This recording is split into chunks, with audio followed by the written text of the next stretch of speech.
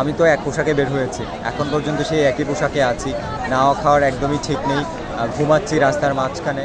আমরা জগন্নাথ বিশ্ববিদ্যালয়ের শিক্ষার্থীরা গত বুধবার সকালে 11টা বাজে যমুনা অভিমুখে মার্চ করে আসছি। এখানে অগণিত শিক্ষক শিক্ষার্থীরা আসছে। তো সেই যে সকালবেলা বুধবারে আমরা আসলাম এখানে, আমি তো এক পোশাকে বের হয়েছি, এখন পর্যন্ত সেই একই পোশাকে আছি। নাওয়া খাওয়ার একদমই ঠিক নেই, ঘুমাচ্ছি রাস্তার মাঝখানে। গত 2 রাতে একদমই ঠিকঠাক মতো ঘুম হয়নি আর কি। তো এইটা আলটিমেটলি জগন্নাথ বিশ্ববিদ্যালয়ের শিক্ষার্থীদের গত 20 বছরের চিত্র আর কি। মানে তাদের যেহেতু আবাসন নেই, সেক্ষেত্রে তাদের না খাওয়ার অবস্থা যেটা, মানে সেটা এইটা থেকেও আসলে প্রমাণিত হয়। তো এই যে রাষ্ট্রের টাকায় চলা একটা শিক্ষা প্রতিষ্ঠান এইভাবে বঞ্চিত আছে, এটা সম্পূর্ণ তো রাষ্ট্রের দায় আর কি, তাদেরকে এই বঞ্চিত রাখার। কিন্তু রাষ্ট্র আসলে নিজের দায় বা জবাবদিহিতা কোনো কিছু না দেখিয়ে বরং এই যে দাবি নিয়ে আসা আন্দোলনকারী তাদের উপর চড়াও হয়েছে, রাষ্ট্রযন্ত্রের মাধ্যমে তাদের উপর হামলা করেছে আর কি।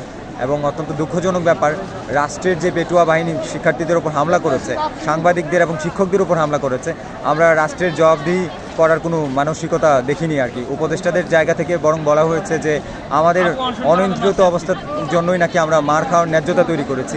এইটা রীতিমতো আমাদের প্রতি আসলে আরেকটা বেইনসাফি আর কি।